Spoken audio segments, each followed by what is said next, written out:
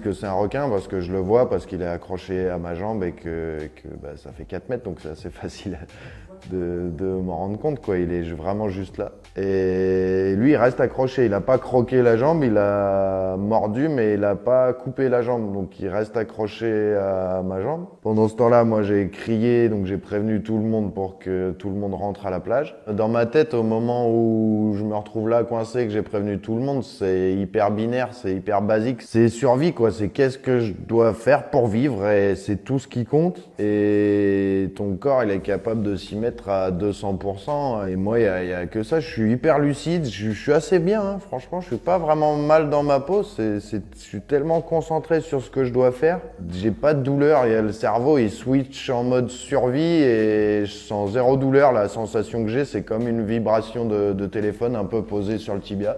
C'est tout ce que j'ai. Ça fait vraiment juste des bzzz.